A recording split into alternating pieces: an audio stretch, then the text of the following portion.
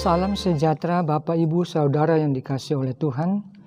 Kita dengar kembali renungan firman Tuhan pada saat ini dengan judul Roh Kudus dan Kebangkitan Yesus.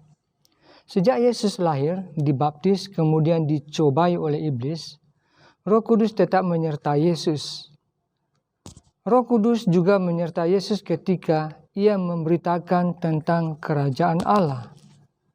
Mengadakan tanda-tanda heran dan mujizat-mujizat, mengusir setan-setan sampai saat ia disalibkan, mati di atas bukit Golgota. Menurut surat Ibrani pasal 9 ayat 14, Yesus telah menyerahkan diri menjadi korban oleh dorongan Roh Kudus. Roh Kudus yang ada di dalam Dia telah menguatkannya, menyertainya sampai ia mati di kayu salib. Ia kemudian diletakkan di dalam sebuah kubur yang baru selama 3 hari dan 3 malam. Dalam Injil Matius pasal 12 ayat 39-40, tetapi jawabnya kepada mereka, angkatan yang jahat dan tidak setia ini menuntut suatu tanda. Tetapi kepada mereka tidak akan diberikan tanda selain tanda Nabi Yunus. Sebab seperti Yunus tinggal di dalam perut ikan 3 hari 3 malam, demikian juga anak manusia akan tinggal di dalam rahim bumi 3 hari 3 malam. Orang-orang Yahudi datang kepada Yesus meminta suatu tanda yang dapat meyakinkan mereka bahwa Yesus adalah anak Allah dan juru selamat. Tetapi ketika itu Yesus menjawab seperti ada tertulis di dalam ayat di atas, Yesus berada di dalam kubur selama 3 hari dan 3 malam, dan sesudah itu ia bangkit. Yesus tidak terus mati, tubuhnya tidak terus mati, karena rohnya hidup. Rohnya telah diserahkan kepada Bapa. Ketika di atas kayu salib, sebelum ia menghembuskan nafas terakhir, ia berkata, "Ku serahkan rohku kepada Bapa."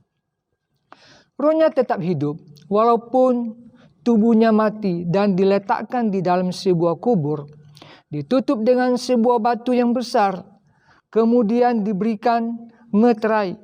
Di luar kubur itu ditempatkan penjaga-penjaga karena orang Yahudi sudah menyatakan bahwa mungkin para murid Tuhan Yesus akan mencuri mayatnya, lalu mereka akan mengatakan bahwa ia telah bangkit. Oleh karena itu, penjaga-penjaga mengawasi kubur itu supaya tidak ada orang yang dapat membongkar kubur itu.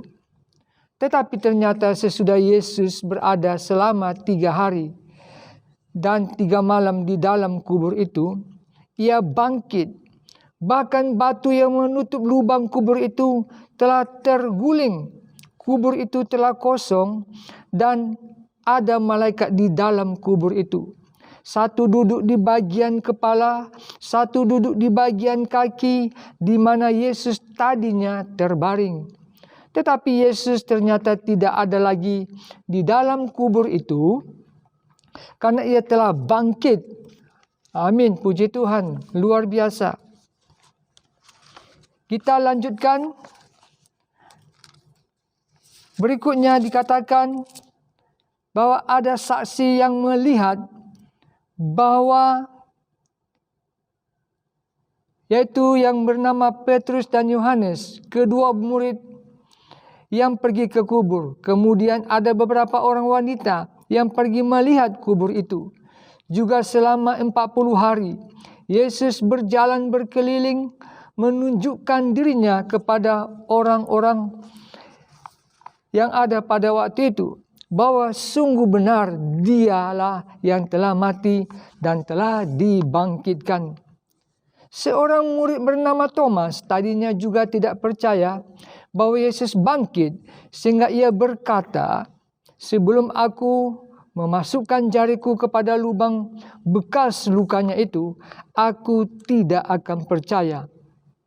Lalu Yesus datang menyatakan diri kepadanya dan berkata, "Thomas, inilah aku, tusukkanlah jarimu." Ketika itulah Thomas benar-benar percaya bahwa Yesus telah bangkit. karena ia telah melihat dengan mata kepalanya sendiri. Dan disitulah kemudian Yesus berkata, engkau telah melihat, sebab itu engkau percaya. Tetapi berbahagialah semua orang yang percaya sekalipun belum melihat. Saudara, kita juga tidak melihat Yesus secara jasmani atau secara manusia. Tetapi kita percaya kepada ajaran Injil bahwa Yesus telah mati dan bangkit kembali. Sebagaimana yang telah dikatakan sebelum ia mati. Ia telah mengetahui misinya ke dalam dunia ini adalah untuk mati kemudian bangkit kembali. Untuk menyelamatkan semua orang yang percaya kepadanya. Kebangkitan adalah hal yang sangat penting. Seandainya Yesus tidak mati dan bangkit kembali, apakah jadinya? Dalam suratnya kepada jemaat di Korintus, Rasul Paulus menulis tentang kebangkitan dalam 1 Korintus pasal 15 ayat 12 sampai 15. Jadi, bila kami beritakan bahwa Kristus dibangkitkan dari antara orang mati, bagaimana mungkin ada di antara kamu yang mengatakan bahwa tidak ada kebangkitan orang mati? Kalau tidak ada kebangkitan orang mati, maka Kristus juga tidak dibangkitkan. Tetapi, andai kata Kristus tidak dibangkitkan, maka sia-sialah pemberitaan kami dan sia-sia juga kepercayaan kamu. Lebih daripada itu, kami ternyata berdusta terhadap Allah. Karena tentang Dia kami katakan bahwa Ia telah membangkitkan Kristus, padahal Ia tidak membangkitkannya. Kalau andai kata benar bahwa orang mati tidak dibangkitkan, kepercayaan kita akan sia-sia jika Yesus tidak bangkit. Kebangkitan Yesus Kristus, itulah yang menentukan kebenaran iman saudara dan saya. Bahwa iman kita tidak sia-sia, dibuktikan dengan kebangkitan Yesus Kristus. Tidak ada gunanya kita percaya kepada Kristus kalau Kristus tidak dibangkitkan. Kematian Yesus Kristus adalah sebuah fakta yang sekarang oleh banyak orang, terutama orang-orang Yahudi, tidak dapat menerimanya. Dan mereka tidak percaya bahwa Yesus telah bangkit. Namun Alkitab telah katakan bahwa dengan banyak tanda, dalam banyak kesempatan, sesudah Ia bangkit, Yesus telah menyatakan dirinya kepada banyak orang untuk membuktikan bahwa memang benar Dia yang mati, Dia juga yang telah dikuburkan, Dia sendiri juga yang telah bangkit. Kebangkitan Kristus mempunyai arti yang sangat besar dan sangat penting. Apakah arti kebangkitan Yesus? Dalam surat Roma 1 ayat 1 sampai 4 ditegaskan dengan sangat kuat oleh Rasul Paulus bahwa dengan kebangkitannya dari antara orang mati, Yesus menyatakan bahwa Ia adalah anak Allah yang berkuasa. Orang Yahudi tidak dapat menerima bahwa Yesus adalah anak Allah. Mereka menganggap Yesus adalah anak haram. Karena menurut mereka, Yesus dilahirkan oleh perawan Maria sebelum ia bersuami.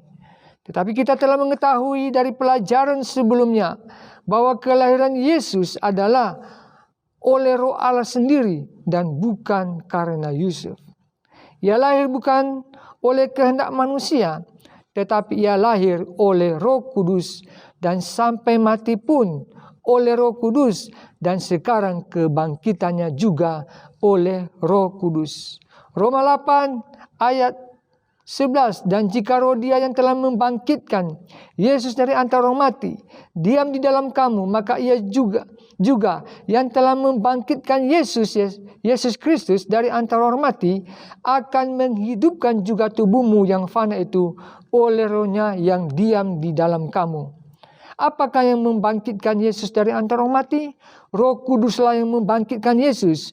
Juga dalam surat Roma 1 ayat 4, dan menurut Roh kekudusan dinyatakan oleh kebangkitannya dari antara orang mati, bahwa ia adalah anak Allah yang berkuasa, Yesus Kristus Tuhan kita.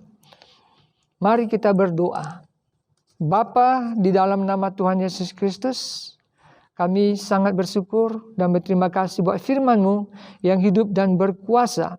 Oleh kuasa Roh Kudus-Mu yang membangkitkan Yesus dan juga membangkitkan kami. Dan kami mendapat hidup yang kekal.